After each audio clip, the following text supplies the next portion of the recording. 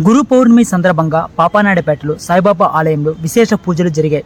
ఉదయం స్వామివారికి అభిషేక కార్యక్రమం, కలిస మహోత్సవ కార్యక్రమం, మధ్యాహ్నం గొప్ప అన్నదాన కార్యక్రమం, తిరిగి సాయంత్రం ఊరేగింపు సేవ. ఈ కార్యక్రమంలో పెద్ద ఎత్తున భక్తులు హాజరయ్యారు.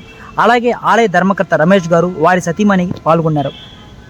ఆలయంలో గోపి, ఢిల్లీ, గిరీష్, శేషు, కేశవ, మాధవ, కిష్టప్ప, సుభోష్, ఎల్లయ్య, ప్రతాప్ రెడ్డి, అర్జున్ బాబు, అలాగే ఆలయ కమిటీ సభ్యులు, గ్రామ పెద్దలు పెద్ద ఎత్తున పాల్గొని ఈ కార్యక్రమాన్ని జయప్రదం చేశారు. హాయ్, హలో, నమస్తే. ధనుష్ స్టూడియో బ్లాగ్స్కి స్వాగతం. ఈరోజు పాపానాయుడుపేటలో గురు పౌర్ణమి సందర్భంగా పాపానాయుడుపేట ఆలయంలో అనేక రకాలైన విశేషమైన అలంకారం ఇచ్చడం జరిగింది. అదేవిధంగా మనతో పాటు ఆలయ ధర్మకర్త ఉన్నారు. వారిని అడిగి వారి మాటల్లో ఈరోజు జరిగే కార్యక్రమాల గురించి తెలుసుకున్నారా అండి? సాయిరామ్.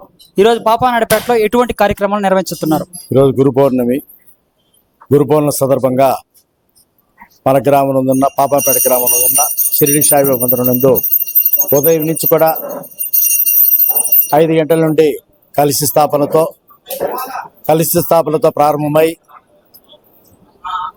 పాలాభిషేకం భక్తుల చేతుల మీదుగా స్వయంగా మన చేతి స్పర్శతో భగవంతుడికి అభిషేకం చేసే అవకాశాన్ని మందిరం వారు కల్పించారు.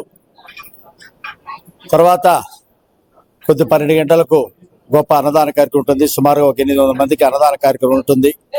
తర్వాత సాయంత్రం 6 గంటలకు గ్రామోత్సవం ఊరేగింపుగా మంగళవాద్యాలతో బాణసంచ వేడుకలతో పురవీధుల్లో గ్రామోత్సవ కార్యక్రమం ఉంటుంది. ప్రతి గురు పౌర్ణమి రోజు కూడా ఇదే విధంగా కార్యక్రమం జరుపుతున్నాము.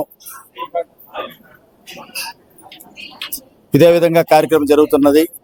మందిరం స్థాపించి నేటికి 11 సంవత్సరాలు పూర్తయింది. ఈ సందర్భంగా కూడా ఉదయం నుంచి కూడా కార్యక్రమాలతో ప్రారంభమై రాత్రికి ఊరేగింపు తర్వాత సేజారుతో కార్యక్రమం ముగుస్తుంది.